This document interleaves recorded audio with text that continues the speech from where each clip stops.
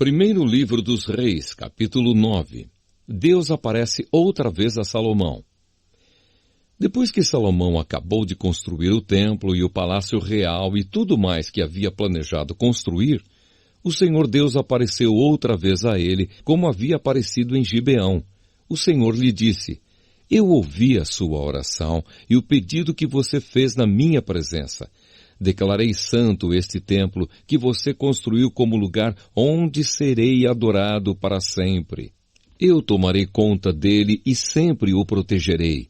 Se você me servir com um coração sincero e honesto, como Davi, o seu pai, serviu, e se obedecer às minhas leis e ordens e fizer tudo o que eu mandar, então eu cumprirei a promessa que fiz a Davi, o seu pai, quando lhe disse que Israel sempre seria governado pelos descendentes dele.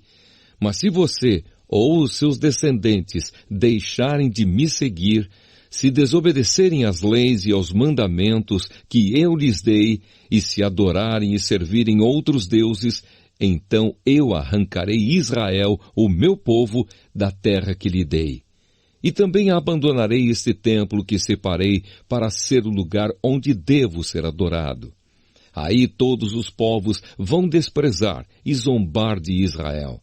Este templo virará um monte de ruínas, e todos os que passarem por perto dele ficarão chocados e espantados e perguntarão: por que foi que Deus fez isto com esta terra e com este templo?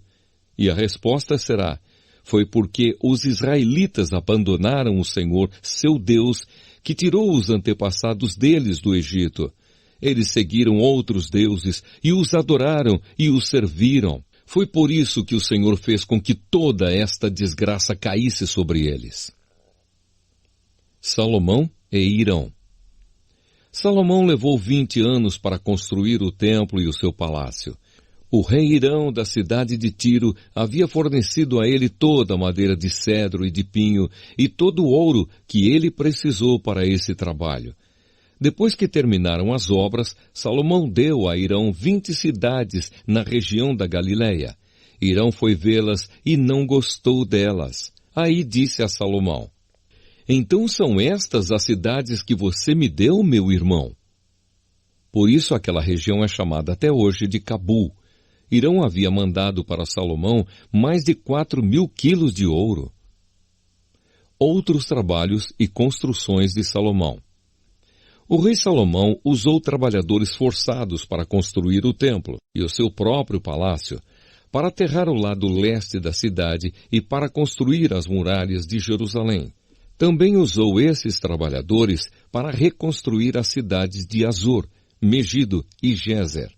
Faraó, rei do Egito, havia atacado e conquistado a cidade de Gézer, matando os seus moradores, que eram cananeus, e pondo fogo na cidade. Depois o rei do Egito tinha dado Gézer como presente de casamento à sua filha, quando ela casou com Salomão. E Salomão reconstruiu a cidade.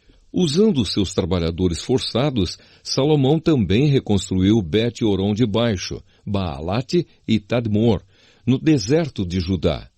Ainda reconstruiu as cidades onde armazenava mantimentos, as cidades onde ficavam os seus cavalos e carros de guerra, e tudo mais que ele quis construir em Jerusalém, no Líbano e em outras partes do seu reino. Para esse trabalho forçado, Salomão usou os descendentes do povo de Canaã, que os israelitas não haviam matado quando conquistaram o seu país. Entre esses trabalhadores forçados estavam amorreus, heteus, perizeus, heveus e jebuseus.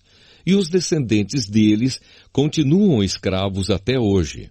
Nenhum israelita foi obrigado a trabalhar como escravo. Os israelitas serviram como soldados, oficiais, comandantes, capitães de carros de guerra e cavaleiros. 550 oficiais estavam encarregados dos trabalhadores forçados que eram usados nas várias construções de Salomão. Salomão aterrou o lado leste da cidade depois que a sua esposa, a filha do rei do Egito, se mudou da cidade de Davi para o palácio que Salomão havia construído para ela. 3 vezes por ano Salomão oferecia sacrifícios a serem queimados e ofertas de paz no altar que ele havia construído para Deus, o Senhor. Ele também queimava incenso ao Senhor. E assim Salomão terminou a construção do templo. O rei Salomão também construiu uma frota de navios em Ezion-Geber, que fica perto de Elate, no Golfo de Acaba, no país de Edom. O rei Hirão mandou alguns marinheiros competentes da sua frota de navios para navegarem junto com os homens de Salomão. Eles foram até a terra de Ofir e trouxeram para Salomão mais de 14 mil quilos de ouro.